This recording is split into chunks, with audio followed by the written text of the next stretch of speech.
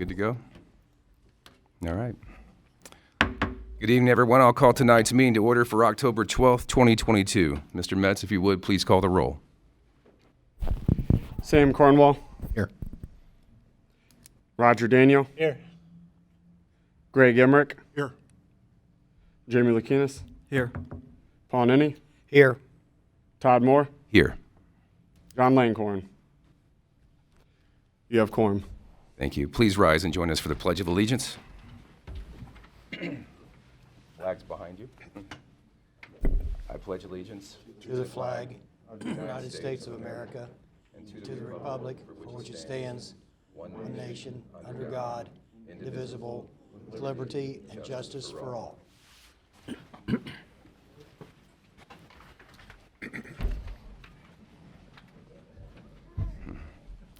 Okay, the next item is our minutes from September the 14th.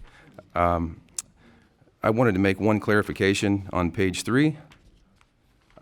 Just clarify a statement that I made on page 3. It says Mr. Moore stated the product, researched it and support online. I would like to correct that, say it meets or exceeds architectural standards, just to clarify the support online. And also, I'd like to ask that we strike the comment below that talks about saving money. That wasn't the primary intent. The intent was the maintenance over the next 30 years. So it's really about the quality of the product itself. And then I'll ask if anyone else has any corrections to the minutes. Okay. So do we have a motion to accept the minutes? I'll make a motion to approve. Second. When you're ready, Mr. Metz. Todd Moore. Yes. Paul Nenny. Yes. Jamie Lukinas. Yes. Greg Emmerich. Yes. Roger Daniel. Yes. Sam Cornwall. Yes. Okay, this brings us to our public hearing this evening, preliminary development map and plan. Before we get started, I'll have to swear in Mr. Metz. You swear the testimony you're about to give the board is the truth, the whole truth, nothing but the truth, so help you God. I do. Thank you.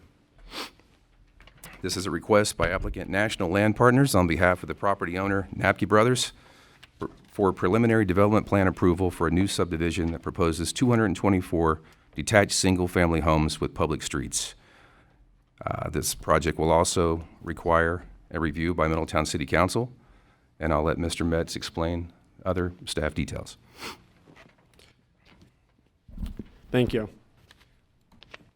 So a little bit about the project. The subject property is zoned R1, which is Suburban Residential District. Per the Middletown Development Code, the purpose of the R1 Suburban Residential District is to provide for low-density suburban or rural residential development, to provide for larger lot housing options within the municipal boundaries that may or may not be served by a complete range of public infrastructure. Previously, in 2003, the subject property was approved by Planning Commission for 160 total homes within the River Bend development. The development was approved with 2 roads, River Trail Drive and River Chase Drive. As you see here to the left-hand side, this is what has been built out, and this was what to the right was what was intended to be built, but before it was built, the developer went bankrupt and the planned development went void. So still R1 zoning district. This is the proposed plan. This is the site plan for what the developer would intend to build. So a little bit of a difference there. This is the intended green space that was this map was provided also by the developer to showcase how much green space would be on this site. And they would leave as much vegetation there as possible. Kind of want to break down the difference between the existing R1 zoning district versus the proposed standards. So the minimum lot area currently for a lot within the R1 zoning district would be 30,000 square feet compared to the 6,400 proposed standards. Minimum lot width would go from 125 down to 60. Minimum lot depth would go from 225 to 108. Front yard setback would go from 50 to 30. Side yard setback would go from 10 to 6. Rear yard setback would go from 50 to 30, just like the front yard setback, and the max building height would stay the same. All single-family dwellings shall have a minimum of 1,700 square feet of livable floor area for all two-story or taller single-family dwellings, and 1,500 square feet for any single-family dwelling under 2 stories tall. This is pulled directly from the development code. The new development will have to have an HOA governing all open space and common areas, if not transferred to and accepted by the city, Butler County, the state, or park district. The new development would need to adhere to Chapter 1210.03 Architectural Standards for Residential Buildings, and the new development would need to adhere to Chapter 1216 Landscape and Buffering.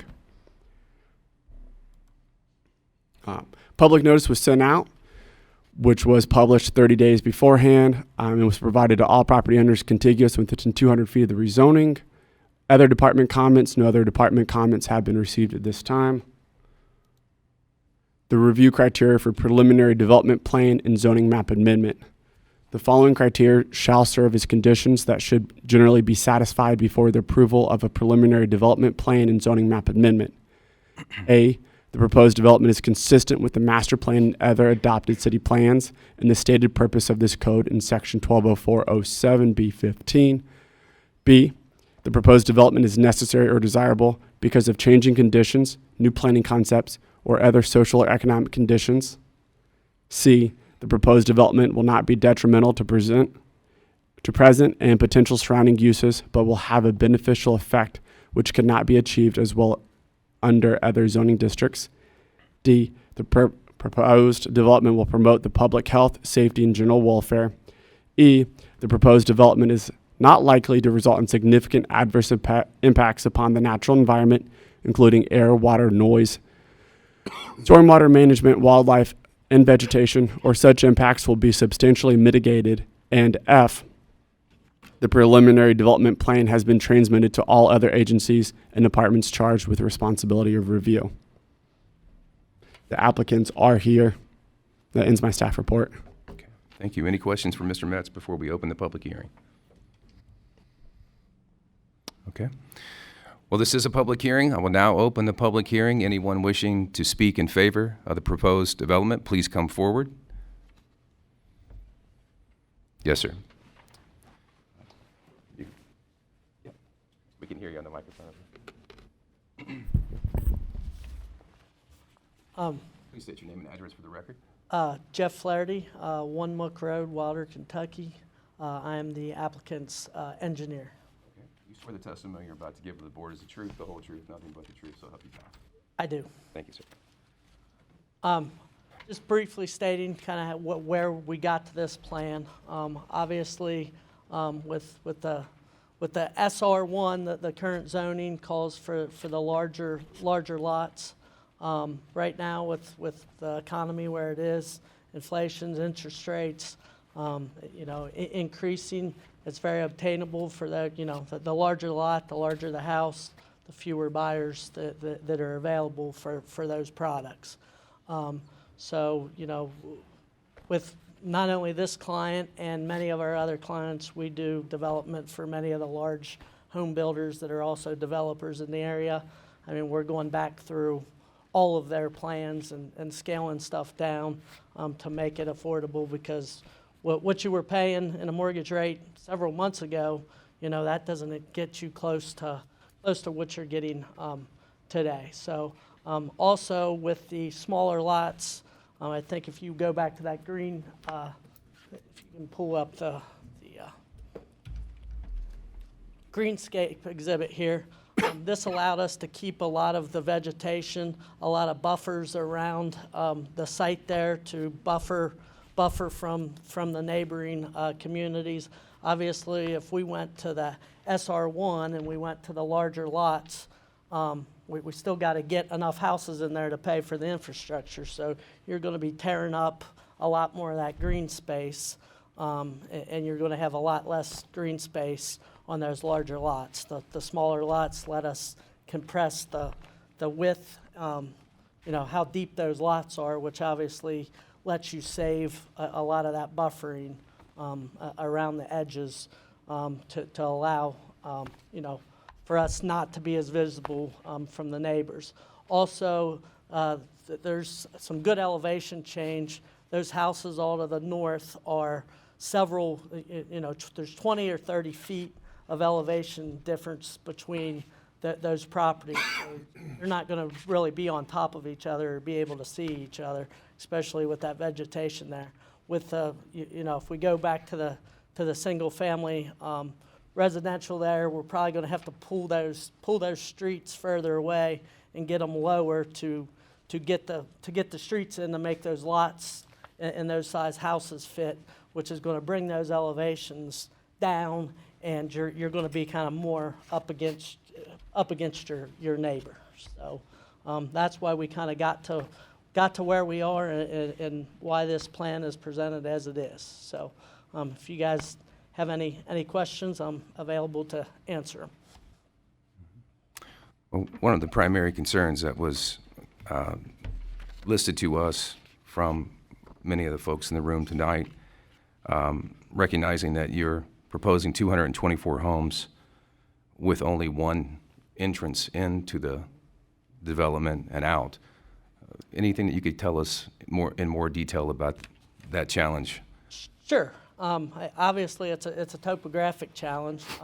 Obviously, the prior plan that was approved, there were a couple more houses, but it also had only one entrance in and out due to the fact that the road that you connect to out there to the north, like I was saying, the houses are 30 or 40 feet lower. So in order to get a road down there, it would have to be super steep and basically unsafe unless someone owns those other houses back there that are not for sale necessarily. So in order to get another connection there, someone would have to be willing to sell, and you'd probably need 2 or 3 of them to be able to make that grade work.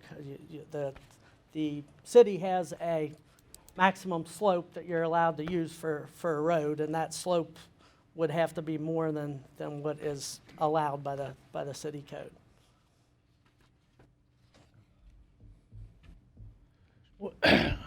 What do you expect the square footage of your average house to be in here? So what do we have here? So a typical house is 48 by 48. So 50 by 50, 1,000, right? So, yeah.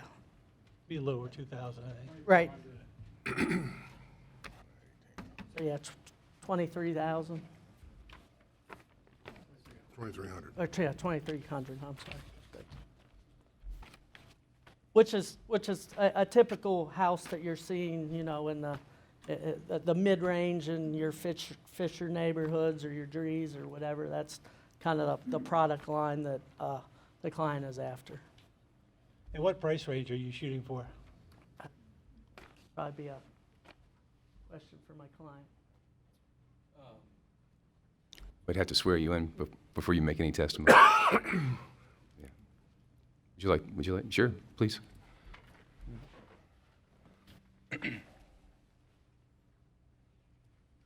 State your name and address for the record. My name is Steve Martin, and I live at 1332 Fireside Court, Union, Kentucky. Thank you, sir. You swear the testimony you're about to give the board is the truth, the whole truth, nothing but the truth. I do. Thank you. I work at National Land Partners, and we develop properties all over the country. We work with lots of national builders. We also work with regional builders. And I've not, we get a little bit further along. I haven't, finalized exactly who those builders are going to be. So, I don't have an exact target or price range. I'm just working on getting the product approved, and, that way I can present it to builders and go So from there. you didn't have an idea of price before you came up with 226 homes? No. Okay. Any other questions? I want to return back to the safety issue because that is within many emails that we've gotten You do know the school that's there, Miller Ridge School. So there's a lot of traffic there as well. But then with a proposal of 224 homes, we can assume that folks are going to have more than one car, and just one way in and out of that particular development. Has there been any discussion with the city at all about a potential traffic study or potential looking at just another option to get in and out of that development? A traffic study has not been required at this point. Yeah. Obviously, if that's a requirement, my client would be willing to do that. You know, if you look at this compared to the SR1 at-right development, that we can come in without, as long as we follow the rules, we get it. If you start looking at those peak, when you look at a traffic study, they study the peak AM and peak PM rates. You know, if you're looking at 150 to 220 homes, those peak rates, you're not talking about a huge number of difference. Mm-hmm. So rather we build this or we come in and build what he's allowed to build without getting any approval from you guys, you're going to see that those peak hourly rates are not going to be hugely different. Because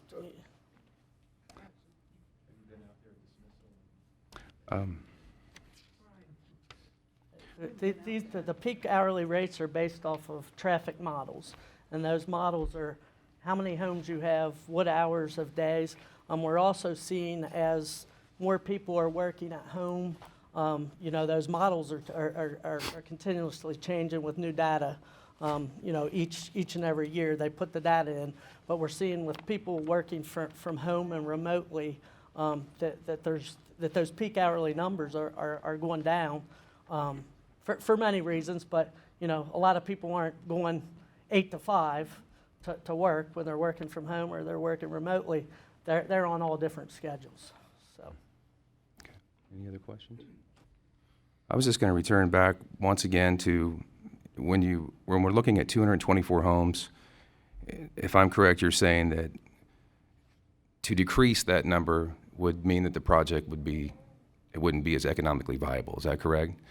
I mean, any development, obviously, the more. But recognizing the potential scrutiny that you would get from the neighbors. Sure. No, I think we like we do on every development.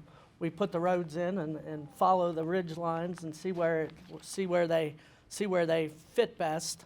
I think that it can be tweaked, but I don't think there's a whole bunch of wiggle room to maybe you lose 15, 20 houses. I think you start getting down, past that, you're gonna struggle to you got to pay for the infrastructure. Whether there's, 220 houses there or there's 200, the sewers all cost the same, the streets all cost the same. Okay, thank you. Like I said, I think why we got to this mainly was to shield from the neighbors, the elevations. I think that this plan worked better than if we go back and we do the at-right development. But also to answer your question, yes, I think there's some wiggle room to shrink that down some. That's really what I was asking, if there's any potential to maybe minimize that in some way.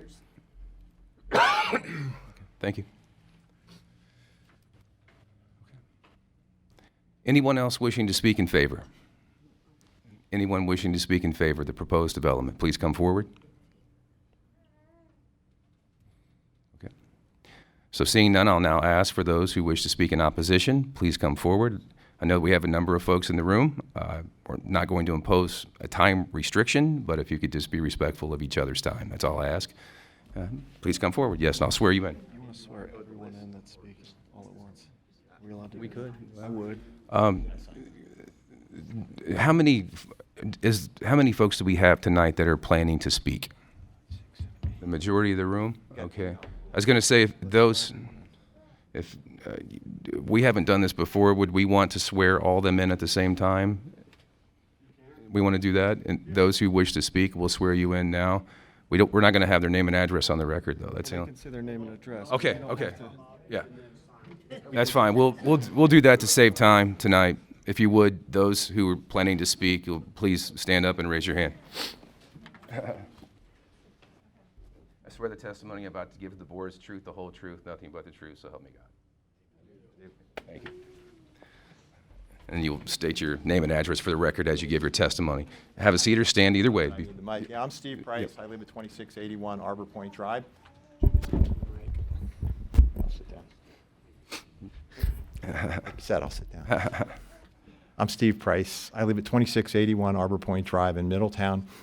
I have many of the same concerns about access in and out on one road, but I'll let my neighbors speak to that. I have two questions, really, I guess, and concerns. One, is that property split between Franklin City Schools and Middletown City Schools, or is it all in Middletown City Schools? I believe it's all in Middletown City Schools, but we'd have to ask the applicant. Because it goes back pretty far. There's a very good chance it could Be be a section. partly in. Yeah. Do we know the answer to that? I'm pretty sure it's all in Middletown City Schools. I think that boundary line is the edge of our property. I'll still state my concern, just in case, that part of it is in Franklin City Schools. In the past, we've had issues here. And I headed up an issue where there was a development out on Renaissance, and the development clearly was there because of the city of Middletown, but it happened to be in Franklin City Schools. And we knew it was a long shot, but as in a school district, we tried to say the development was there because of Middletown. We weren't successful annexing that into Middletown City Schools. It stayed in Franklin and it stayed in Lebanon. So I just don't want, and I know this is outside of your control, I don't want to see the state come in and all of a sudden reverse it. If the developer feels like houses will sell better because they're in Franklin City Schools, which happens, and it happened out there. And so I guess I want a commitment from the developer that if part of it is in Franklin City Schools, they're not going to, I mean, part of it's in Franklin and Middletown, they're not going to try to annex to Franklin City Schools the part that's in Middletown. And you can't do that without a state hearing, but it starts with somebody asking for it from the developer side. Excellent. So, Thank you. my other concern is the last time a subdivision was built just above us, it appears to me, I'm not an engineer, I would love to have an engineer come out from Middletown and look at this, but it appears to me an effective engineering study wasn't done about water pressure created by the retention pond, because I live with a stream that runs past my house from that, comes directly from that retention pond. The day that that retention pond was finished and started draining in there was the day that the side of my hill started eroding. I don't mean a little bit. I mean boulders the size of a car that was on the hill by the builder, originally put there to make the hill stable, washed down into it. And I lost a ton of rocks down in there, and now my house goes like this, and it just drops straight off. And the only way the lot next door to me is going to sell now is if they come in and pipe it and cover it up, and like they did to my neighbors originally. So I don't know what the solution is with the pressure from the water and where it's going to go, but I sure hope they look downstream. And because it doesn't appear to me that anybody ever looked downstream on the last subdivision, because it's a mess. It's a total mess right now. So that's all I have. Thank you. Thank you.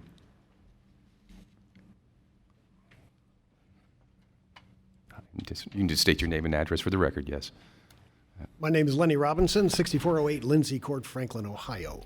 For those of you who don't know me, I'm an industrial and commercial real estate broker and developer. I've been doing that for almost 42 years. I've had some experience with residential, and I'm here on the basis that I have been retained by some property owners to look at the project from a development standpoint. And that's what I'm going to talk about. I served on the Middletown Housing Committee that former city manager Doug Atkins started. And there was a whole host of people from throughout the community that worked on that for well over a year. It was presented to the city of Middletown, I believe in April of 2018. I think Planning Commission also got a copy of that report as well. A lot of work was done in that, and there were some surprising facts and figures that came out. But one of the items that did come out is we need larger homes. We need more executive style homes. And one of the documents that was in that report is some stats that we discovered from 2000 to 2015. City of Middletown lost 3,477 workers in the first 15 years of this century. One of the issues that was raised is there's no place for them, for the executives or the upper management to live. We have a lot of lower income housing. We have a lot of starter homes. We have a lot of small homes. We don't have a lot of big homes. And I'll make the comment that the engineer mentioned. He goes, if I put smaller lots in, then I can have more green space. Well, if you have bigger houses, you're still going to have big lawns and trees, and you're still going to have a lot of green space. So I'll just add that. And it's a little disturbing when you look at where it's currently zoned at 30,000 square feet, and they're going to almost 1/5 that size. And you've got only 6-foot side yards, according to what they have, because under the PD code, they can set what it is with your blessing as far as setbacks. So that would be a concern right there. I know, for example, if you go out to Shaker Run, there are a lot of people who have some really nice houses out there, but they don't have to all subscribe to the same paper because they can read it through their neighbor's window. In the Middletown Master Plan, specifically the Northern Brill Boulevard area, the development opportunity area, and it talks about the vision. It says the purpose of the R1 subdivision, James covered this, is to provide low-density suburban or rural residential to provide for larger lot housing options within the municipal boundaries that may or may not be served by a complete range of public infrastructure. That's exactly what this property is. And it says the PD Development District, it allows for deviations from certain zoning standards that would otherwise apply if not contrary to the general spirit of the intent of the code. I've yet to hear from anybody on the development side how this meshes with the surrounding properties. It doesn't. There is nothing you can point to on an aerial map that tiny little 6,400 square foot lots go with bigger lots, Arbor Point or along Riviera Drive. And speaking of the drive, I would certainly recommend the TIS because not only will it incorporate what this plan is, it'll also do the schools, plus the other development property at some point may get developed, who knows. You have to take all of that into account. And when I'm looking at the plan right there, we'll note that there are 2 access points off of Riviera that the developer has totally ignored as far as any kind of development. And we said we'd have to buy houses to make the road. No, you don't. You can use your own property to excavate down and get your right grade. You can do it all on site. And he hasn't talked anything about balancing the property, how that's going to work. But in the master plan for the city of Middletown, the proposed density is, if you're doing this, is comparable to similar development density in the neighborhood. And it says, describes density as shall be defined as where the proposed density of the subject application does not exceed the density of an adjacent development with similar uses by more than 10%. Statistically, mathematically, doesn't work here. So that's a problem. The other thing that I haven't been able to get an answer to is lift stations. I've dealt with lift stations. They're extremely expensive to install. They're even more expensive to operate and maintain. And I haven't heard anything about how that's going to be done with the City of Middletown. I've checked with the City of Middletown Engineering and with Public Works. There's nothing in the code about lift stations. I know we do have a couple of lift stations in town. One is Middletown Energy, put one in. And there may be one out at Sawyer's Mill. But it's not a popular item because sooner or later they're going to break. So there's a lot of information that has to be gathered about what kind of backup power are you going to have for a lift station? Because if it goes wrong, pardon me, but you're up the creek without a paddle. And you don't want to do that. They smell. Yeah, it's a bad thing. So I don't know about the capacity. I had heard at one time we don't have enough capacity out there, but that may have changed. There are just so many questions that have to be answered on this. And I guess I will summarize this by saying when I did talk to city staff, I was asking questions, and they said, well, the applicant filled out just the bare minimum. Let that sink in. That's what we have right now. We have the bare minimum. We don't have any answers. So I think before this council can go ahead and approve something like this, there are a whole ton of questions that have to be answered. They have to be asked and answered. So I thank you for your time. Thank you. Thank you. You didn't get applause. You should run for office. Okay, anyone else? Yes, please come forward. And, as you come to the mic, just state your name and address for the record. My name is Jim Ratty. I live at 2860 Arbor Point. So some of what I say will be Department of Redundancy Department because we've already talked about the traffic issues. One thing that didn't come up in that, though, is the construction traffic. Just like all the traffic for the residents going in and out, all this construction traffic is also going to be funneled in and out of Miller. That'll go on for a period of years as the development is built out, and that road, I don't think, was designed for that volume of that heavy a traffic.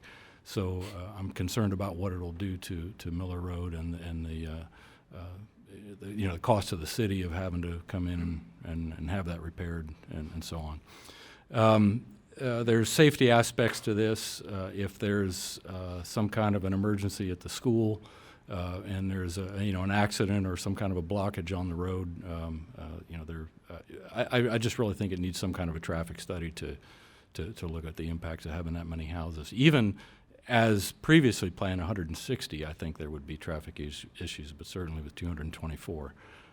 That's more than a 400% increase in the number of homes in that area, all funneled through Miller Road. So issues there. And I'm lastly concerned about property values with development of this density and the size and style of homes that would be in there. It's, as the previous speaker indicated, it is not really compatible with the existing neighborhoods, and I'm afraid would have a negative impact on property values for the current residents. That sums up my concerns. Thank you. Thank you.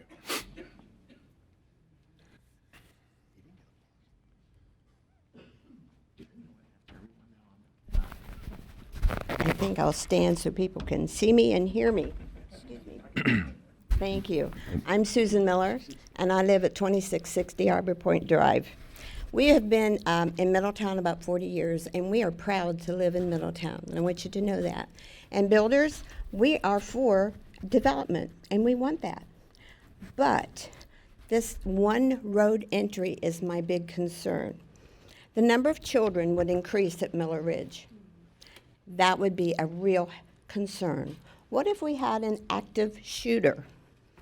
My nephew is a sergeant here at Middletown, and he would not be able to get to that school if it was active roads at that time. What if it was a bomb?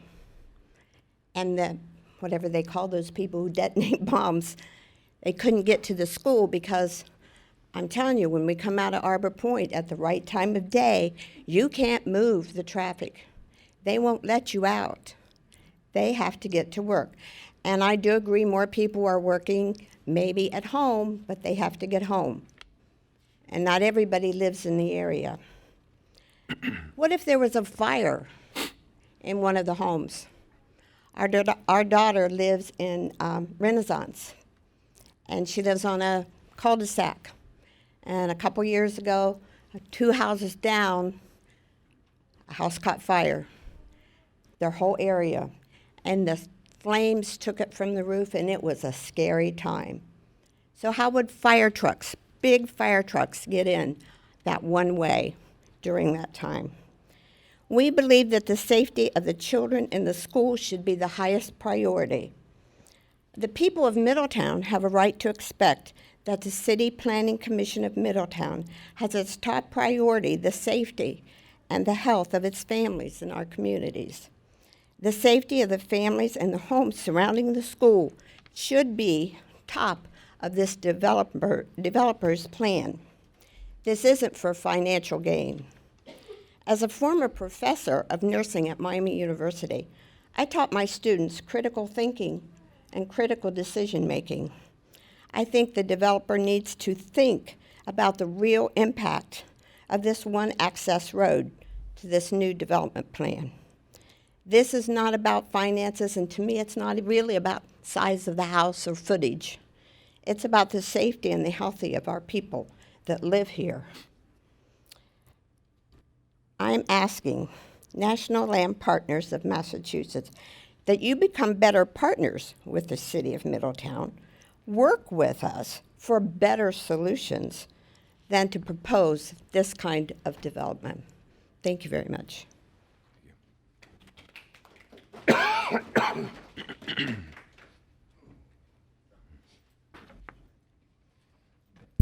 My name's Dave Pike. I live on 4643 Biller Road. I just have an observation here. The engineer, he's centered around 224 homes, but you gotta add 26 more just for River Chase Road. So that point where it intersects with Miller Road, you're talking 250 people, not homes, which is more than what they're talking about. Yeah, in Arbor Point, it wasn't on the map, I didn't see it. And the other thing, he made mention, and I think it was item D on his third page, how it's gonna improve the safety and well-being. I don't see where it's improving any safety at all.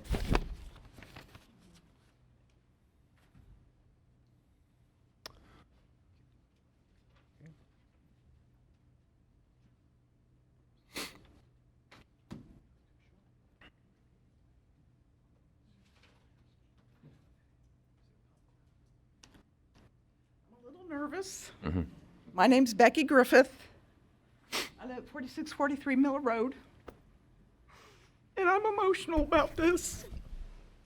Me and Megan back there, who've lived on that street for 36 years or more. And it was just an old country road, and we know how things can change. We know that there's progress. But her grandfather built this house there, and she lives in that house now, and her mother lived in that house.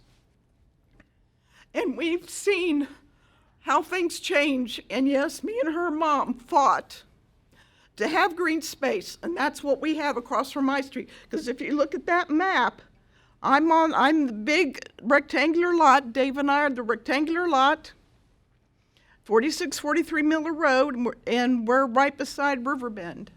And yes, I cried when all the trees were cut down and cracking.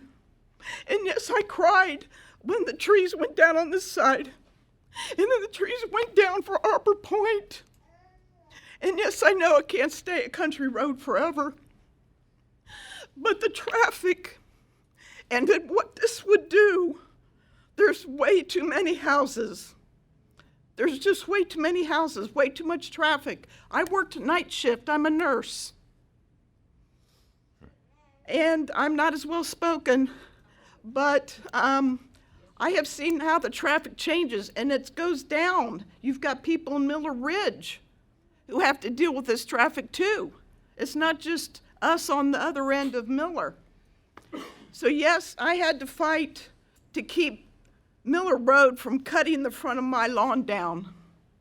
I had to fight for green space along with Candy, her mom, to keep green space. And yes, there's green space there, but there's way too many houses, way too much traffic. I watch, and I don't want to offend anybody that lives in the subdivisions, but there's just so much traffic and they don't observe the zones. It's a school zone there. And some of them observe it, and some of them don't. And some of the buses observe it, and some of them don't. If you had a cop sitting out there and try to watch the zooming, and yes, on my letter to you, NASCAR Nation. And I'm a NASCAR girl. I like fast, but not on my street. I had a dog that was hit by a woman speeding down Miller Road. So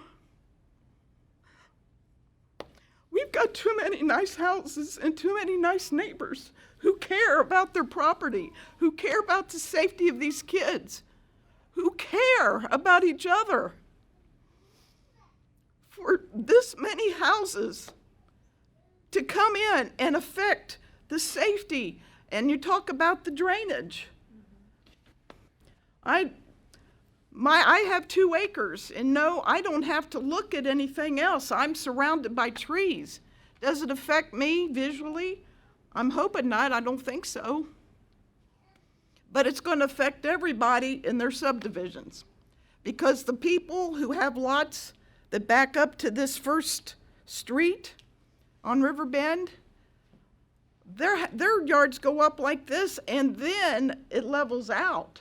I don't know where you're talking about green space or trees or anything, because there is none, until you get back into the gorge and you start getting back into these properties on Riviera. So you're talking about drainage up in those homes. What are you going to do about that? I've got a retention pond next to us, and man, when the rain comes, it's affecting the folks in Arbor Point. I know better than most. And I think there's a retention pond back on one of the cul-de-sacs behind my house, you guys, on Arbor Point, on the first cul-de-sac. Isn't there a retention pond back there somewhere?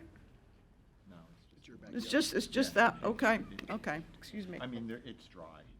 There is. Okay. There's never any water in it. There's not, It's okay. extremely- Okay, well, I've said my piece. Thank you. Thank you.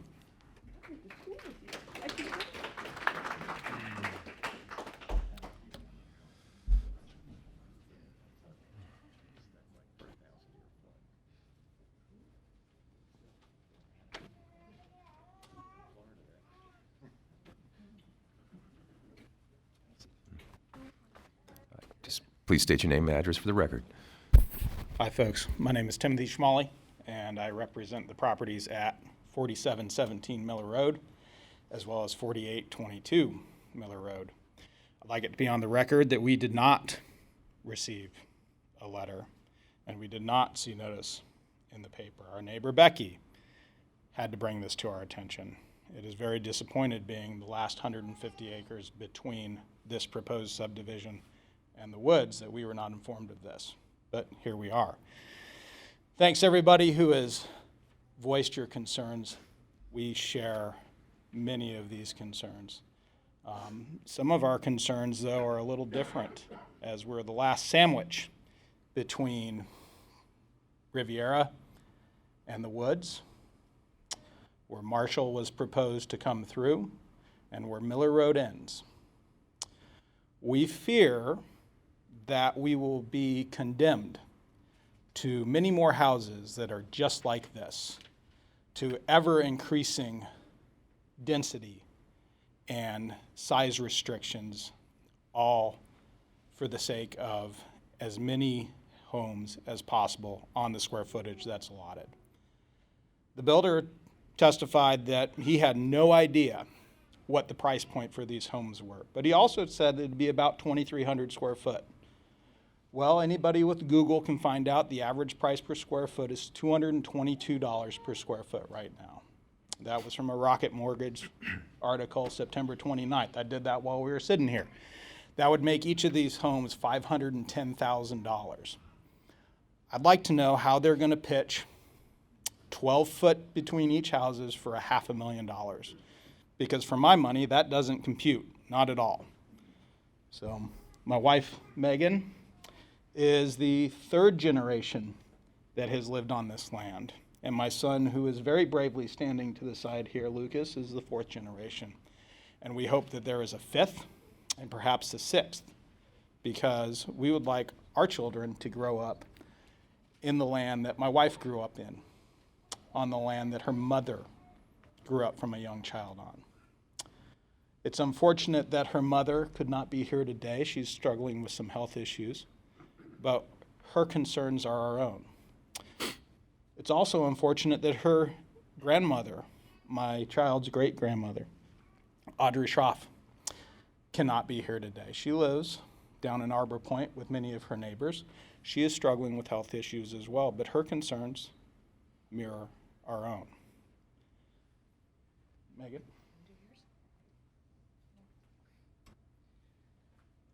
Megan Schmalley, 4717 Miller Road and 4822.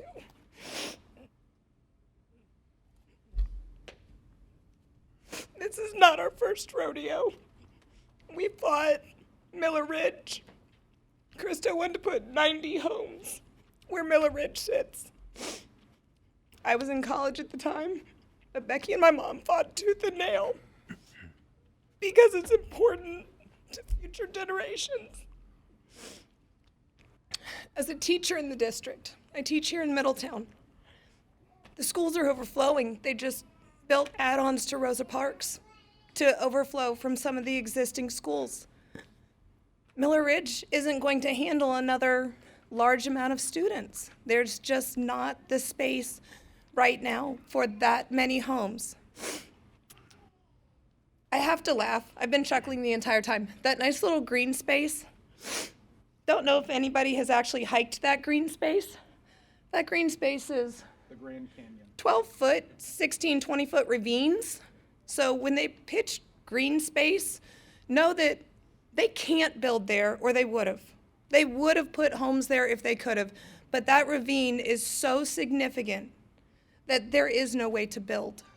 So know that though it looks good on paper, they would have built there if they could have. So, speaking on behalf of Schroff Acres as well, we keep talking about Arbor Point and Riverbend, and yes, those are the two immediate, but we have to look at the homes down in Schroff Acres. They are going to be just as impacted, even though obviously none of them got letters, like us. Nobody of them, because they're not 200 feet from the property line. But to be honest, they are going to have just as much of an impact with traffic as everything else.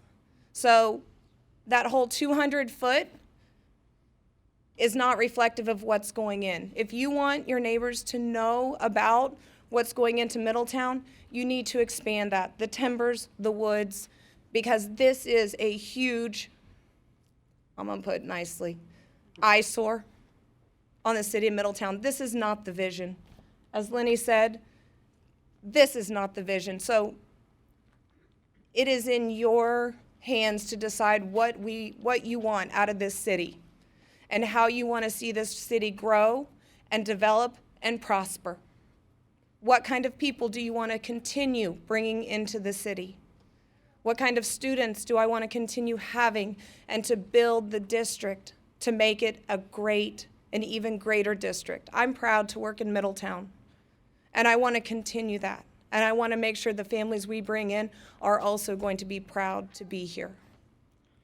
On the point of safety, several years back, a little boy named Cain was hit and killed right there. Now, granted, that person wasn't turning into the neighborhood. From my knowledge, that person wasn't turning in. But a 10-year-old boy was struck dead at that corner right there. We have that many more cars, 500 cars coming in and out a day. Though, yes, a few are going to work from home. Let's face it, this is Middletown. We have a lot of people commuting. Miller Ridge Elementary is backed up halfway down Briel. Try to get into Miller Road at 8:30 in the morning. I wouldn't know, I'm at school. But Out of my driveway. Trying to get out of my driveway. yeah, so the school traffic's already backed up halfway down Briel. So moot point there. But last thing I want to talk on behalf of my grandmother, Audrey Schroff, who again is that 4822 and 4811. It's the other 88 acres, which is adjoining to us.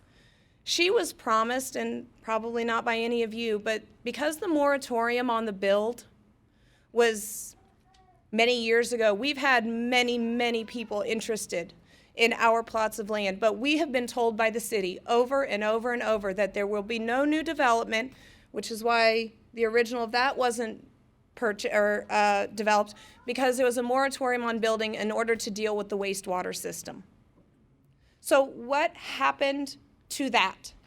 I understood somebody said a 10-year and it's up. But again, the people that are impacted the most were never told. The people that would have that were never informed of that. So is that sewer system still an issue? Because that's still in the air. You know, again, I'm just going to say that the safety of those around, the prosperity of the city, and the vision for what you want Middletown to be in the next 50, 100 years. Do you say your piece? No. Okay. You sure? One opportunity. You can tell Mr. Robinson. He's already been sworn in.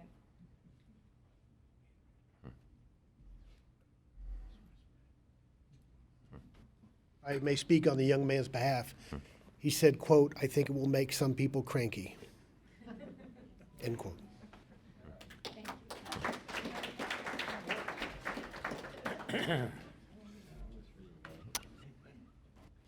Anyone else wishing to speak in opposition, please come forward.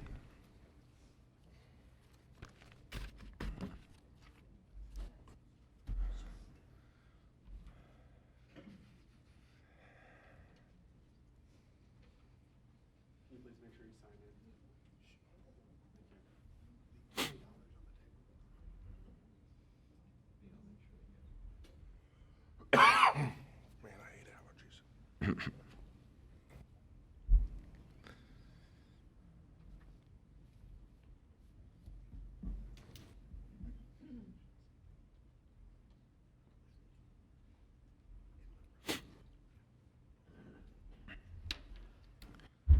My name is Kenneth Gant. I live on River Chase.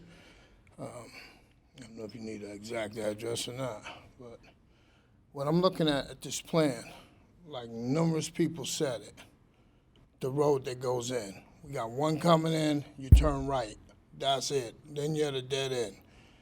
Trying to add that road doesn't even show on this map. Okay, you got a circle, look like a cul-de-sac. That's not what's actually there. When you go in there and you start putting that many homes and no roads out, that is a problem. Where you gonna go? I mean, it's like, it's quickly developed. They found somewhere where they could put houses, right? But no planning was put to that. Because even on the other side, if you bought roads, you can go out the other side. On this side, you can't buy it because someone owns the property. So that's what I'm seeing here. So the other thing is, when they asked the question, what builder's coming in, it might have not been important to you. But that is important because, see, I watched this area since 2006. It was Dixon Homes there. I was planning on buying with Dixon. I got stuck with Cristo.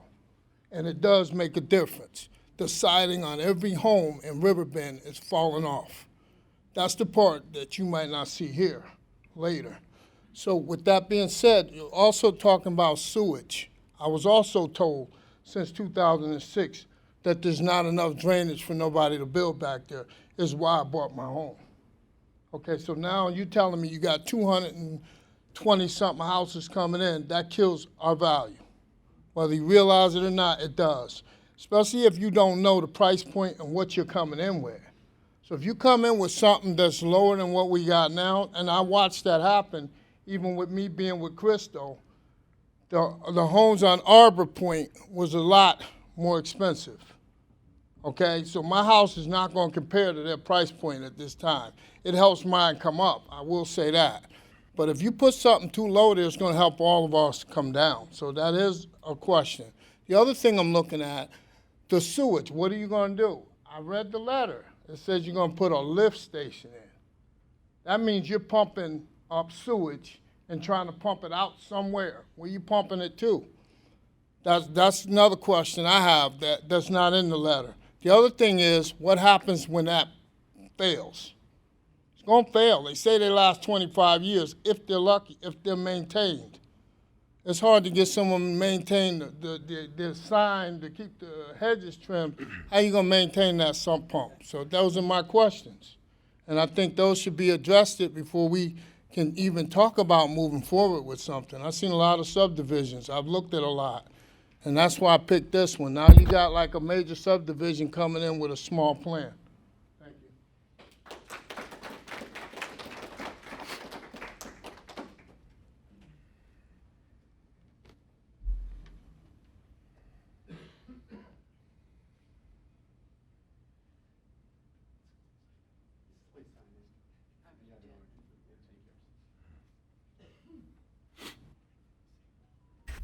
Hi, my name's Michelle Aragoni, and we live at 2702 River Chase Drive. We just moved here 4 years ago, and when we built our home, we had looked at Arbor Point. And the properties that we really, really liked in Arbor Point were down over the hill. And every single one had to have their own private uplift station. And there was no way we were going to deal with an uplift station after living with a septic tank up north. We never had problems with our septic tank up north. But whenever the electricity went out or we had problems, they were major problems. So there was no way we were going there. My first question is, why aren't these homes each having their own uplift station like Arbor Point is doing? Why do you have to have one big uplift station for all of them? My other question is, or my main thing is, I agree with everybody else that came before me. Every one of their concerns are major, major concerns for all of us. The property that we have does not affect us on here, where we're at. The only thing that will affect us is the traffic going in and out. We have a beautiful acre and a half behind us. It's all wooded. We have pathways through it. It's like our own natural park. So we don't even need the green space that you're promoting. But to top it all off is my main question is, if the developers would take a look at our area and truly look at our neighborhood, you will be able to see, we've only lived here 4 years. In Riverbend, 2 houses have been in Riverbend, and they're nice homes, mine and the other one. The other homes in Riverbend are very nice. If you go to Arbor Point, within the last 4 years, they've built 9 homes in that housing plan. 9. They're nice, big homes.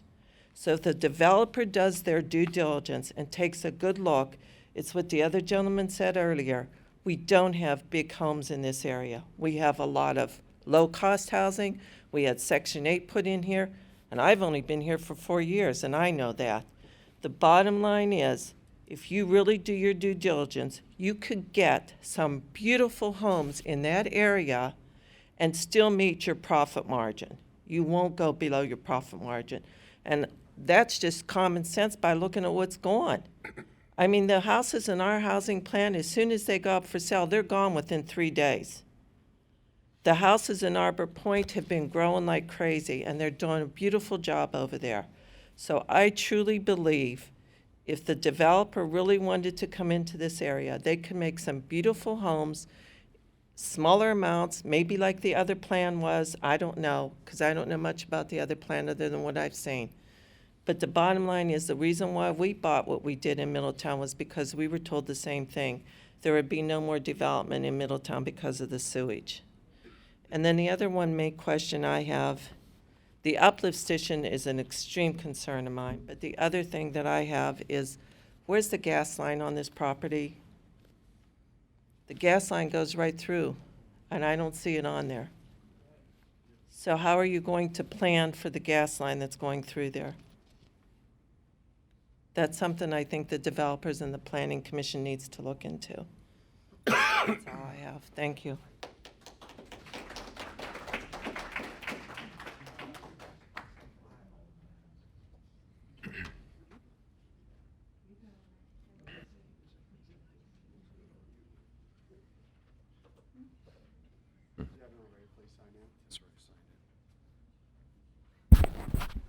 Hello, everybody. I'm Dr. Jerry Rogers. I live at 4536 Miller Road, which is on the west side of Brill, just south of Miller Road. And along with the concerns that have been expressed, I wholeheartedly have agreed with. One thing that troubled me when this first started was the engineer and the developer, per se, really had no answers. They come here, I'm not demeaning them, don't misunderstand me, but to show up with basic questions with no answers, I mean no answers for basic questions. I'm concerned about the development. Originally, back in 2001, let me back up here. I built a home in 2016, 2015, the last slide over in Miller Ridge. And at that time, unbeknownst to us, there was an article that was published in the Middletown Journal that featured a picture of our home. And it was about Middletown wanting to get bigger and better homes brought in, just like with what Mr. Robinson was talking about. Lenny was talking about the executive style homes. Well, ours is not an executive style home, and it's not a totally upper end home. In this area, the prices that I did on my own calculation, and it's probably off, but they run from about $311,000 to close to $900,000.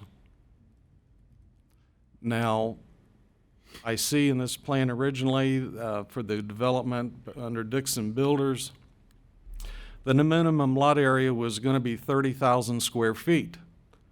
Now it's 6,000, which is, if my calculation's right, it's about an 80% reduction in the size of each lot. The minimum lot width is 60 feet under the current plan. My home is 60 feet wide. My home is going to be as wide as these lots are, but they're going to put a home that's 48 by 48. Now, like I said, we don't have a huge home, but we do have some green space. And let's say the depth of the lots, they were supposed to be 225 feet deep under Dixon. Now they're 100 feet. That's, what, 50% less? I mean, this is just insane. And it was referred to the young man that died being hit. And I know the circumstances were different, but it alludes to the traffic situation. There are people who go to Miller Ridge Elementary, including myself, for walks, to play on the playground equipment, to get out and watch the sunset or the moon set. You got some beautiful views from there. They come from Arbor Point. They come from Miller Ridge. They come from River Chase or the River Bend area.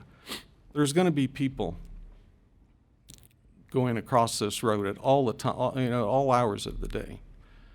I have seen the traffic backed up all the way to Brill, and the people trying to get into Arbor Point and River Bend, they have to illegally go around the stopped traffic, go head on into a left turn lane, then try to manage head-on traffic that's in a dual turn lane, safety lane, in order to get into Arbor Point or to go into River Chase. Now, after having and being and kneeling next to Cain as Cain was dying, I don't want to ever see that again. Now, years ago, I was a first responder. I've seen my fill of death in horrible situations. I really don't want to see that again. The traffic that is going to be coming in and out. Okay, 224 homes. Average family, 2 cars? Okay, 224 homes, 2 cars. That's what, 448 cars potentially coming in and out on River Chase and then River Trail, one way in, one way out. Now, I know that's not going to happen all the time. We're not going to have that much traffic in and out. Take 25%. Take 50%. That's still a lot of traffic. People coming out of this new subdivision wanting their kids to go to Miller Ridge Elementary. Where are they going to be when the parents have to bring them up and drop them off into the school or pick them up? And they live back in here. What's the traffic going to be like on River Chase and going up on River Trail? And how far back up in it? The ravine, I mean, the lady that was talking, it's a ravine. They can't put houses there. Looks nice on paper. Real life, not so. In that article that I originally talked about where our house was featured, it was said that Middletown wanted to bring in higher-end homes. And they were even offering, if I can remember this right, and I may be wrong, but they were offering an incentive or some sort of a tax break or something to try and get developers to build homes in Middletown. We're not specifically here, but in Middletown as a whole. Okay, I think there was a developer here in town that just off of Riverview was going to put in patio homes. I'm not going to mention the developer.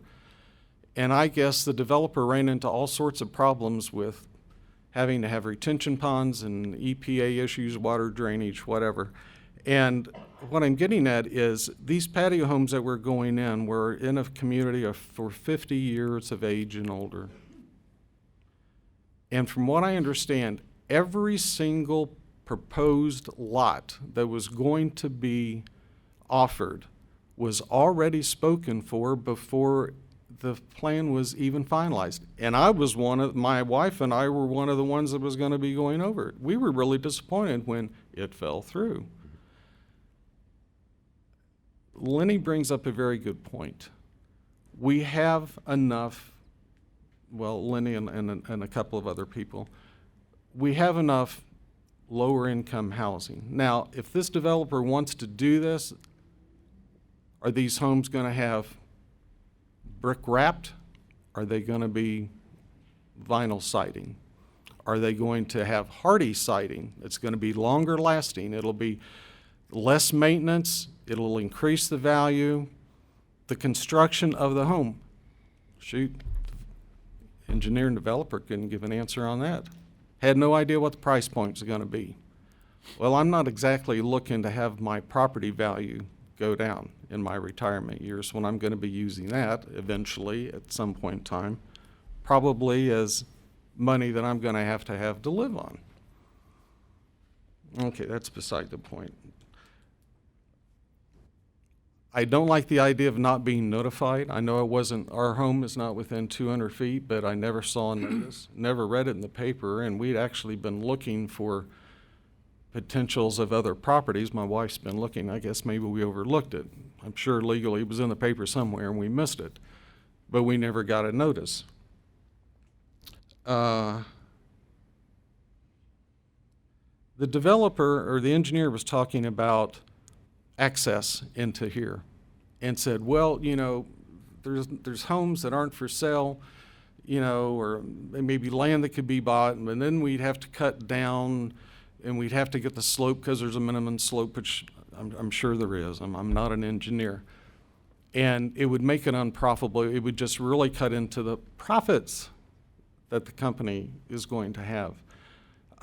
Lenny brought up a point about there's other access points that are possible to get in here, but yet that wasn't brought up. So it still comes back down to money. Of course, business is. You're in business to make money. Not knocking that. I'm not against development in Middletown. I've lived here all of my life, except when I was in school. I want to see Middletown thrive, but this isn't the way to go and do it. And especially, no. And I'm looking over the list, you know, it's of reasons why to have, or you know, why it's R1 and why it's set up that way. And I really can't see where this is going to benefit. And the concern I have as the property owners, because it's one way in and one way out. Now, I can see this happening, and I'm not here accusing any of you here, but I can see this possibly happening. I can see somewhere down the road, to get this development in, somebody talks about eminent domain. And somebody may come up and say on the property, you know, we need these roads to come into here, so this is the best place to do it, so we're going to come in and we're going to take your land. We're going to give you a fair market value for it, but we're going to take your land whether you like it or not. And what I know of eminent domain here in Ohio, I'm no attorney, but they can do it. So somebody here potentially may lose some land they don't want to give up. Maybe it might take care of the traffic issue, but it's going to affect somebody else in a serious way. I make a suggestion, bigger houses, go back to the lot size it was approved to begin with. Make the higher end home, or if these homes come in, really make the developer, whoever that's going to be, wrap it in brick, wrap it with hardy siding, make it not a cracker box home. Go down the road at Manchester and, well, there's a new development here in town. Just go take a look at some of the homes. You can turn down the street and you don't be able to know which one was your house because they all look the same. You can reach out and you can read the person's newspaper like Lenny was talking about. That's how close they are. But this is ill-conceived, and I would urge all of you to, I know it's hard to say no politically, and I know it's hard to say no personally because of the flack that you all may get. I don't envy your guys' job, I really don't. But this is a big no. This is a mistake the way it's laid out, and I'd ask you all to really consider that.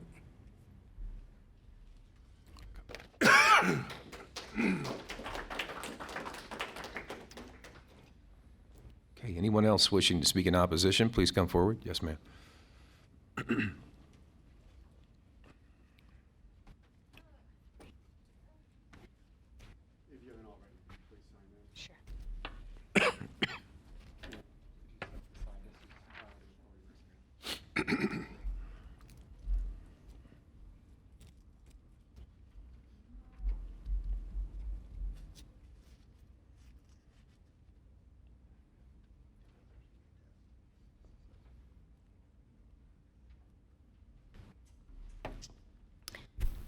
My name is Brenda Joseph. I'm the last plot in Middletown at 5008 Riviera Drive. When I built my house 27 years ago, I had to come to you guys because they put an aeration system in. They said the Titus lift station could not take one more house. So how's it gonna take these cookie cutter houses? What's this going to do for the drainage? Because when they take all those trees out, it's going to run. It's going to flood our property on Riviera Drive. What's it going to do to our wells? All these houses have wells. We just got a fire hydrant 6 months ago. What's that going to do for the maintenance and street people? My street gets plowed by Warren County because that's where I work, and I made a deal with them that if they plow mine, they can back in my drive and go back up because I am the last house, so I'm right there on the line. So what's it going to do for your street workers and your maintenance people? What's that going to do for your police force and your other emergency response? We're already straining. So to build that many houses is going to put a strain on our schools. It's going to put a strain on the traffic. It's going to put a strain on all these houses that have wells, the drainage, and all that. So I think that they really need to look at their building. I know I was in opposition of Dixon Builder, and I'm really in opposition of this. And if this subdivision does go forward, I see a lot of people leaving these other homes because it will devalue our home. When I built my house, I got a whole list of things of do's and don'ts that we could do. We had to build a brick house. We had to make our house present and look a certain way. So we blended with the other neighbors on Riviera Drive. I did not get notified. My neighbor gave me this, and I would like to be notified of any further meetings that you guys have, because no one on our block, because I asked several of the neighbors, no one knew of it. We got this from another neighbor, not on our street, on one of the back streets. Thank you.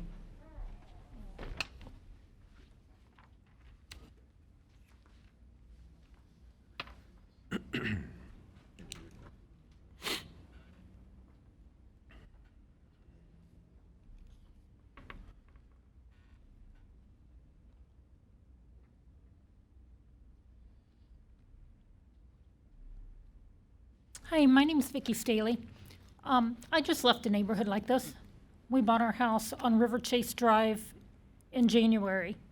So I never would have bought that house had we known this was a possibility.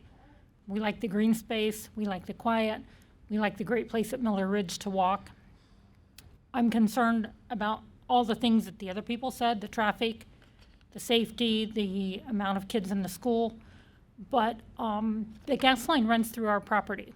And when we moved there, we had someone from Enbridge come out and talk to us about the gas line. They're not allowed to build or even plant trees within 20 feet on either side of the gas line. And that is not on this plan at all. That's my biggest concern. Thank you. Thank you.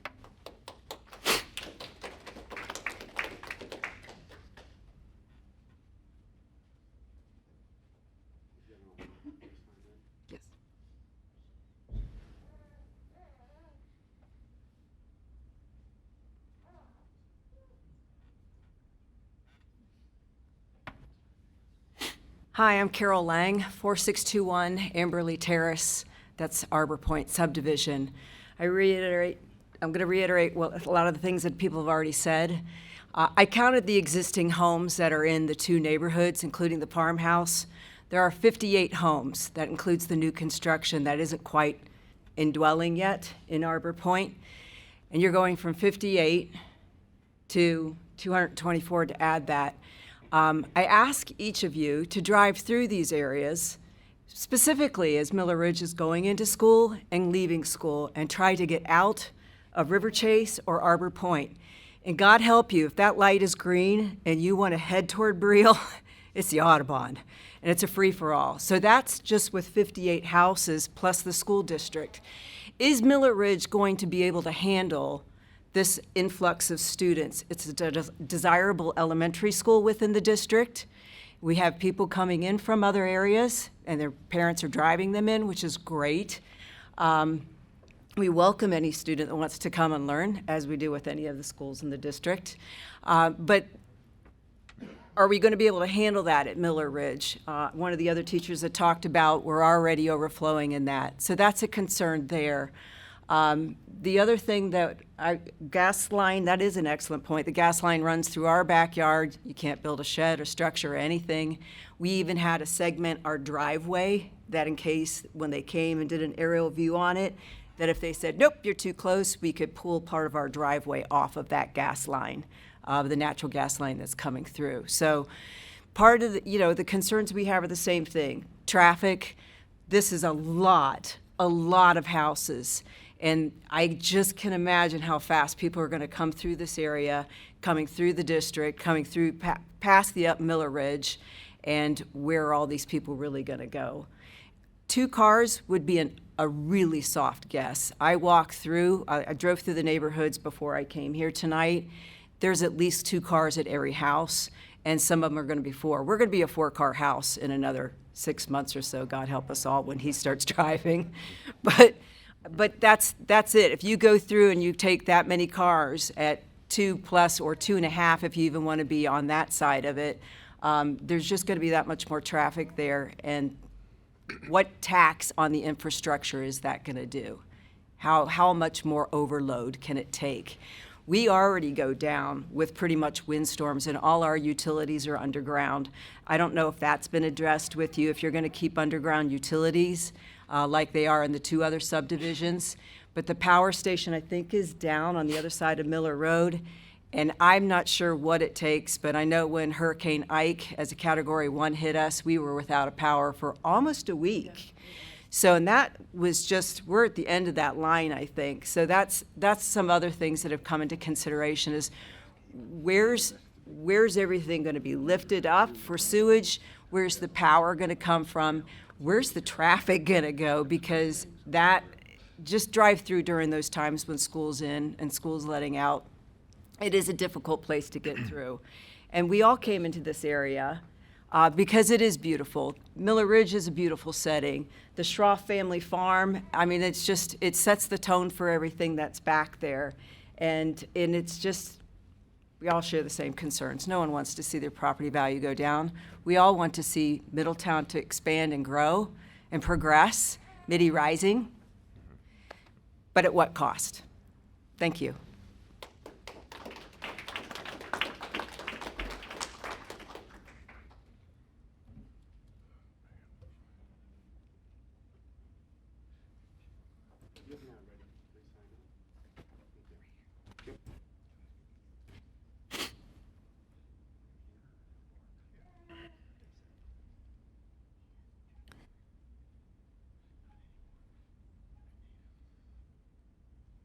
Hello. I'm terrible at public speaking, so forgive me. I'm Courtney Killen. Many of you might know my grandfather. He was Tom Blake. He sat on city council for a very long time. I recently moved into his former home. It was his dream home. He moved in from gratis when he became city commissioner, and Blake Steel Company and everything else. He put a lot into the town, and he really believed into the town. So after his passing, I took over his home. The Schmally Slough family have been, Megan and I have grown up together since like kindergarten. We finally refer to her property as the 100-acre woods, rightfully so. And although it doesn't directly affect me because I live a couple streets, actually I live 1 mile from her driveway to my driveway, but it doesn't directly affect me, but the trickle-down effect will. The property values will go down. Traffic, as we mentioned, I used to love walking up and down the Briel extension. I don't like to anymore. People go flying down that road. And after the young gentleman that was, struck and killed right there at the corner, it really just kind of brings awareness to everything. My girls, they're 6 and 4. They see those teddy bears. They see the signs. As we're pulling into the Schmalley family's drive going up that way, they always say, "Mommy, why are those bears out there?" And I have to tell them, "Hey, a little boy lost his life due to the traffic coming in." So it is a big concern for me as being a homeowner, as well as being a parent, in the area too, as well as my own safety going up and down the street. But my main thing is to talk about the 100-acre woods. Many fond memories, many bonfires. I grew up there. It's my second home. She's my family, an extension of my family, her mom and my mom. Great friends, and I just hate to see our little sanctuary, so to speak, kind of go downhill because of building this, as she fondly refers to it, as a eyesore that's coming in with it. So I just want you to take into consideration, instead of looking at the dollar signs and what this all may bring, as many of these other people have said, hey, like, you're a stone's throw away from your neighbor. I can read your newspaper. We're that close to each other. It's going to bring down value. It's going to bring in a lot of traffic. There's safety issues, many, many other things to consider. But just to look aside, like I said, the dollar sign and consider the people as a whole in the community and how it greatly impacts them personally rather than what's just on paper. So that's all.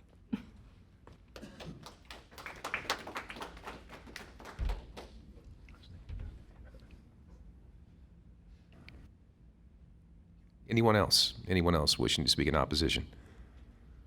I just want to say something. I don't want to have to get up there. But if you look at Middletown, the east end of Middletown, you got the new high school and how that's growing and how that's developed. You've got all those students.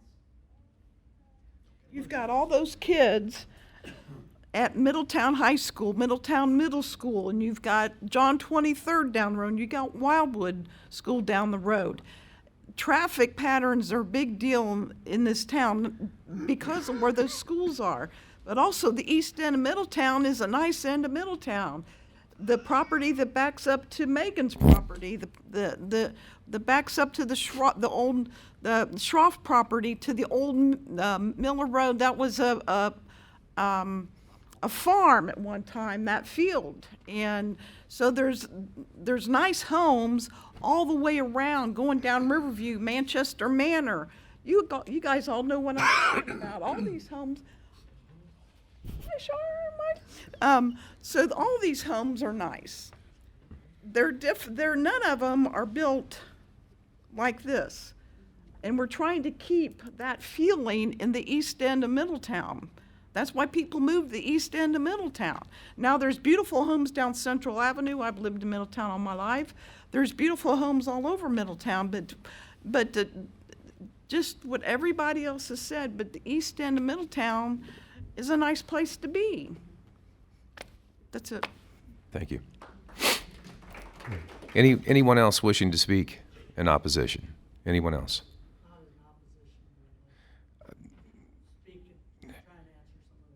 Okay, let's pause on that for just a moment, and then we'll bring you back up. We're going to take a short 10-minute break, restroom break, and then we'll answer your questions, and we'll move to staff recommendations and deliberation. So, going to take a short 10-minute break.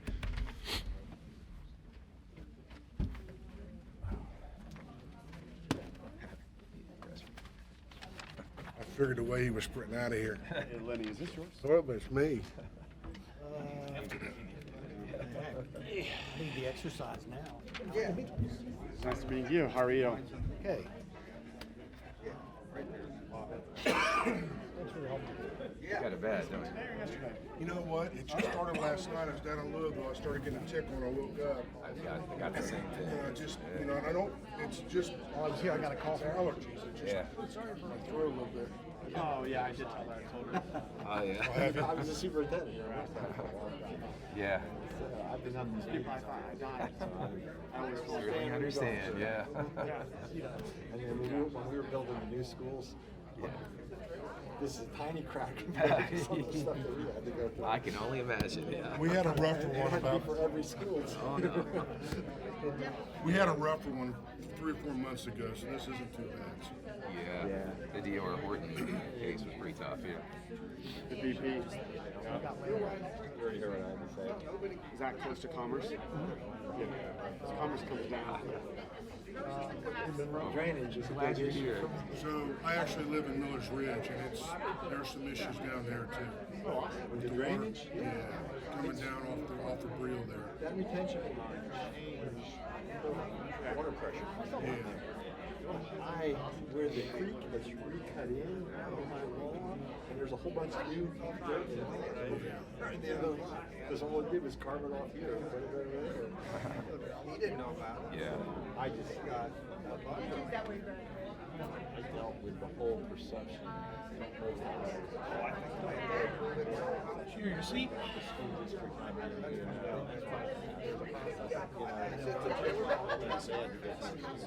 You're the superintendent of the schools? I know. Oh, thank you. It's awesome. I was.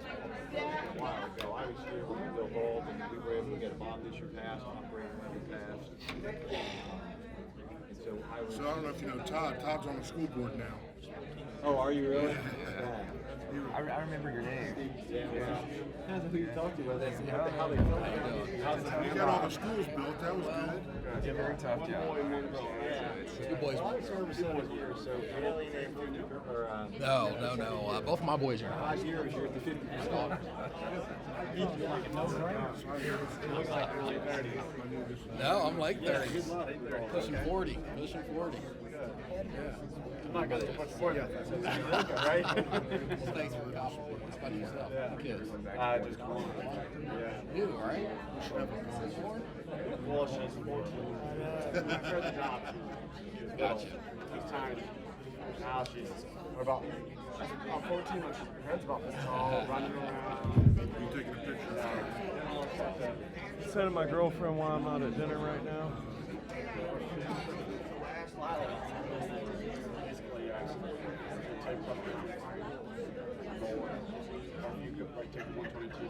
On 10? What's that? We at 10? Yeah, pretty good. It's good. We're good. Thank you. You feel better? I understand.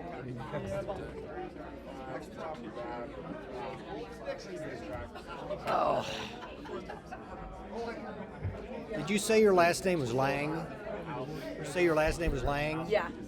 Steve Lang's wife? Oh, I thought you looked familiar. I'm Paul Nenny. I see you at church every once in a while. I used to. But I think you could. But yes, Steve's my wife's dentist. But yeah, known him for a long time. Yeah. Okay, if I could ask everyone to please come back. Hey, you weren't on. That's on. Okay, check 1, 2. You also have that gavel. Yep.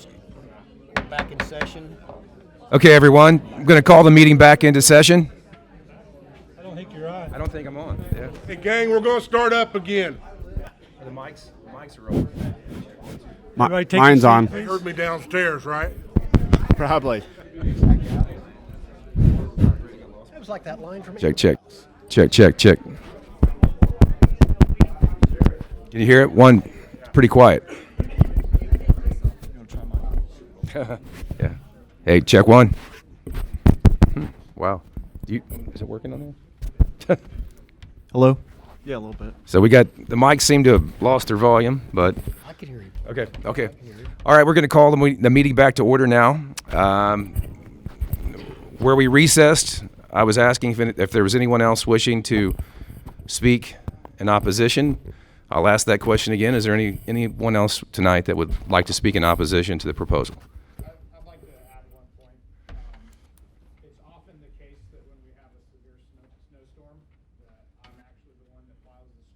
there because the city just is under-resourced. So I'll take it upon myself, because I've got a snowplow on the ATV, to go down and help the folks down in Riverbend have the ability to even leave their homes. So there's another bit that the city just can't get to. We don't have the staffing or the equipment. So. Okay, thank you. Thank you. Reiterate the real safety issue of my neighbor's husband had a 911 event right next door, and the ambulances came, and it was more than one. The police were there, and if it was at the wrong time, I mean, it's very, very dangerous when you have to experience the traffic to understand it. Okay, thank you. Okay, no one else wishing to speak in opposition. I'm going to close the public hearing. I know the applicant would like to address a couple questions. I will close the public hearing now. Sir, please come forward.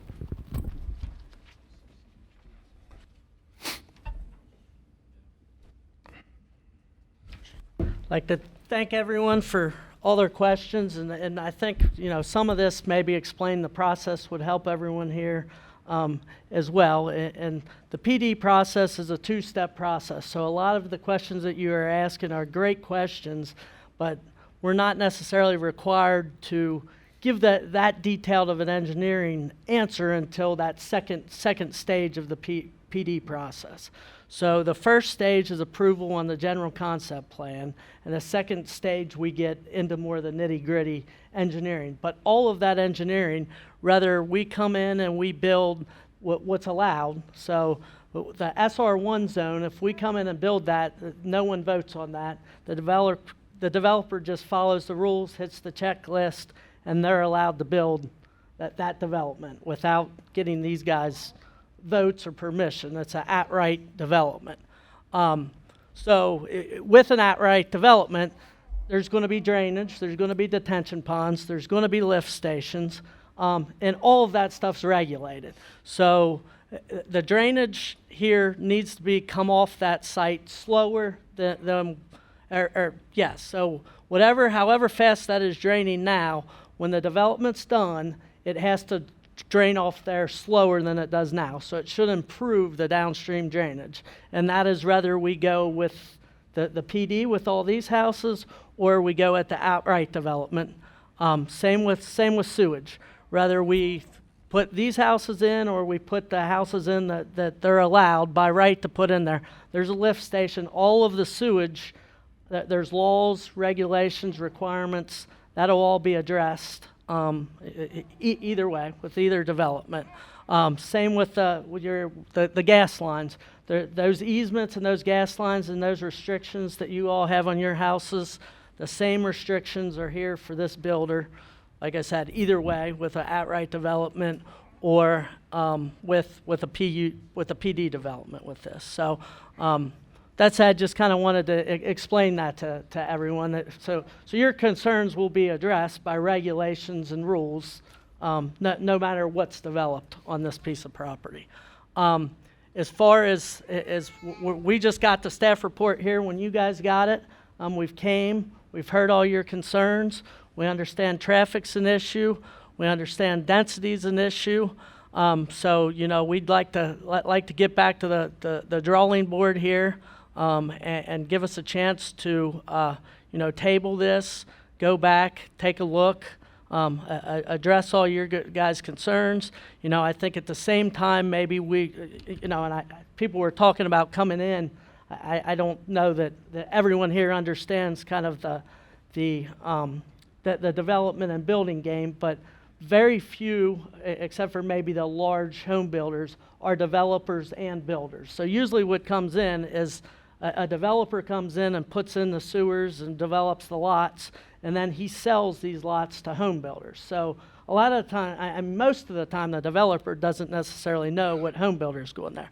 With that said, my client has no problems with offering restrictions as far as hardy board, no siding, and you can put that in the PD. They can put that as a condition of the PD, so you know what materials and products you're going.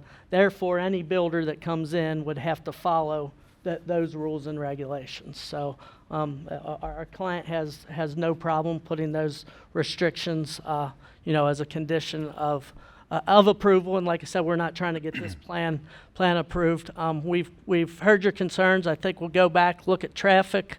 We know that's a major concern. Maybe develop the SR1, the at-right plan, a little bit further. That way, if this doesn't get approved, we're ready to go ahead and maybe submit that plan, and we can compare the traffic of the two, a little bit closer, and get a traffic study for you. It would be good to have either way, as well as I think they're up here with a little bit different market research than the majority of my clients are having as what the product is needed out there. But we can probably tidy that up too and come back with more information.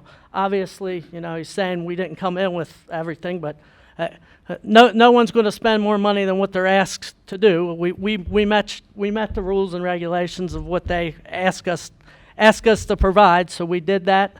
And we're happy to go beyond that, but why would you do more than you're required to do? You're paying money. If you're going to get denied, then why would you spend all that money? We want to give you what you want, but if you want that stuff, put it in your regulations and we'll give it to you. So, has the developer purchased the land at this point? There's a contingency. Have not. Contingency of getting this approved. Okay.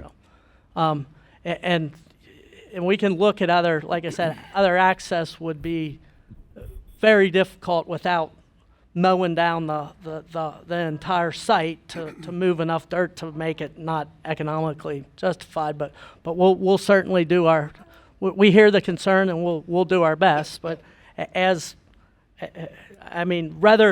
if we come in with an outright development, we're not required to have two entrances. He can come in and build it with one entrance. That would probably was incorrect. That would still have to come before Planning Commission. The plan would have to be submitted to Planning Commission. Okay, I'm sorry. Usually there's a checkbox. Yeah, that is not correct. Okay. I'm assuming the other subdivision met all the requirements you talked about. But you know what? I still have a drainage problem down after that retention pond went in, so I hope the engineering better for that kind of stuff, not just for me, but for wherever that water's going. Sure. Well, I didn't design that, Right. but there's laws. That's the yeah. example. They met the law, I'm sure. Yes, sir. Okay. I thought I was a little confused as what you were asking. Are you withdrawing your application? I'd like to table it and go back and address. I mean, we didn't get staff's report till I was here tonight, so I didn't know what any of these concerns were till 5 minutes before the meeting. So we'd like a chance to address them. I mean, we just learned of the concerns tonight. I mean, we understand density, we understand traffic, understand drainage. We could table, but they can withdraw it, right? Yeah, we're going to have some discussion about whatever your the request. process is. Yeah. Okay. Anything else to add? No, unless you guys got any questions. Any questions? Nope. Okay. Thank you, sir. Thank you. Okay. We'll close the public hearing. And so, Mr. Metz, you've heard that the developer would like to table, like to hear from staff regarding this issue, recommendation or otherwise. Would you like my recommendation, the staff's recommendation Yes. first? Yes. Okay.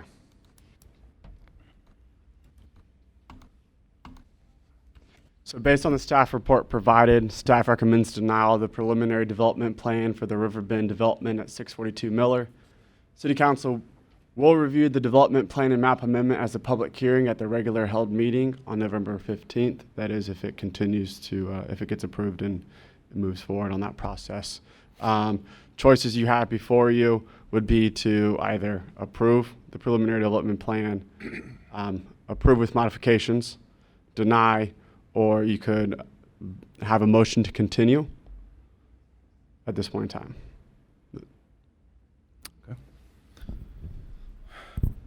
Time for deliberations. Isn't there a limitation on continuing? I'm sorry? A limitation on how far you can continue. Limitation on how far they could for continuation. It would probably only carry over to the next meeting. Is that correct? Or? I only have experience with it carrying over once, but I would like to speak to our legal department before I give a final answer on that. We need a motion to table it, right? Well, we would, yeah. So we don't have a motion on the floor at all. We don't have any motions at this point. I can tell you that I served on city council, city commission in the 1990s when we approved and facilitated the Braille extension. And it was always our intention that there were supposed to be executive homes on large lots all the way down the Braille extension, and no high-density subdivision was ever spoken of. And so I can tell you where I stand.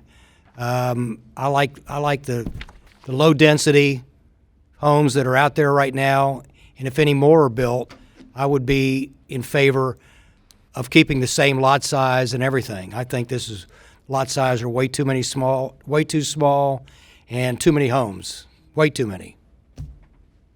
It's my 2 cents, and I'm not in favor of tabling. Yeah, I was going to say I have heard, one of the options is potentially to table. From what I've heard tonight, I would be in agreement with Mr. Ninny that I would not entertain the idea of tabling. I think just looking at the facts that we have before us, I think this development is completely incompatible with the area that we're talking about. And I'll give you time to respond, but regarding the density, we've heard testimony throughout the night, but regarding the density, I haven't heard so far that there's any indication that we'd be able to bring these down to scale in a way that would be compatible with the current neighborhood. We've heard numerous concerns about traffic, which could be addressed in some potential form, but again, going back to the notion of density, I don't see how this would be compatible. I think it would potentially have an adverse effect on property values in this particular area. I think the plan has always been that we would have higher-end homes in that area, as Mr. Ninny indicated. I'm in agreement with that. And we have also numerous concerns about the gas line, runoff, drainage, all sorts of issues there. I think your application is, I just, again, respectfully, I think it's completely incompatible with this particular area, so I would not be in favor of tabling. You would, if we were to vote this down tonight, you can always appeal to City Council for a second reading, but at this point, I would not be in favor of tabling. I would vote against it tonight. We need a motion. I'll make a motion to deny. I'll second. Mr. Cornwall, you want to say anything? I was going to say, I totally agree. I've taken my daughter to Mill Ridge several times, and the traffic is pretty terrible. It is. So when I originally seen this plan, I seen that there wasn't a second entrance or exit to be able to enter or exit out of the subdivision. I had my own concerns with that. And I also had a concern with a young kid passing away there. I know that was kind of inadvertently probably not directly involved there, but still, the traffic is going to be a tremendous amount more. So those are some of my concerns. Now, I do understand that eventually something's going to be built here, right? But this is just the wrong plan. Roll call. Todd Moore. I would. What are we voting on? Yes to deny? Yes to deny. Okay. Yes for denial. Paul Ninny. Yes. Jeremy Lacunas. Yes. Greg Emmerich. Yes. Roger Daniel. Yes. Sam Cornwall. Yes. Okay. Motion carries. Motion denied.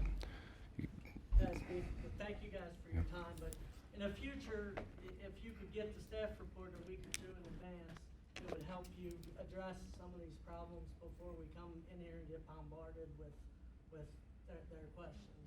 So just a recommendation, because it's hard to come here without knowing, we knew density was a problem, we could have addressed it before we came in front of you guys. So. Thank you, sir. We'll let them know. Thank you. Okay.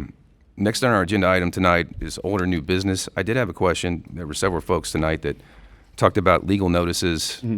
I know we have a minimum for legal notices, but it sounds as if some folks were really concerned about whether or not they had notices. Can we do anything to improve that in that area? Should this come back, or the standard, I guess, is the 150 feet? Is it 200? It's 200 feet or any property contiguous, and then additionally, it's posted within the journal. Okay. And then it's also posted in the city building. Wouldn't the Riviera property be contiguous? They would. So one person was from Riviera.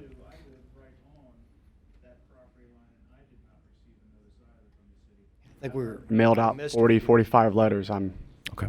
That's good. It's always as we've done this a bunch of times, it's always good that you guys stay in communication with one another. It's the most important piece. Don't rely on a letter. We know it's a legal requirement, but stay in touch with one another. That's the most powerful way to take care of stuff like this. When it was published in the newspaper, because my grandmother never saw it. She went back multiple weeks to look for it. Yeah. Certainly that could be provided. Somebody did a nice job, because I live in Miller's Ridge, so I got notified on it. I knew about it from you before I knew we were going to be seeing this tonight. NASCAR lady? Okay. So I. Notified us because we didn't get it. So, I'd like to say something in front of the group. Thanks everybody for coming out to support this. It means a lot to Megan and I and her mother. I find it curious that the developer spoke about what he's legally allowed to do and what he could do and this, that, and the other, and he never mentioned doing what's right. As citizens of this country often know that sometimes law and moral standards collide and they're not exactly range. So I found it pretty objectionable that that's the only thing that he mentioned was the law instead of doing what was right. Pretty standard. Thank you, sir. So that moves us now to adjournment. All those in favor? Aye. So meeting adjourned. Thank you. Thank you guys for coming out. Thank you so much. Thank you. Just in time, I hear it's raining out there. Is it?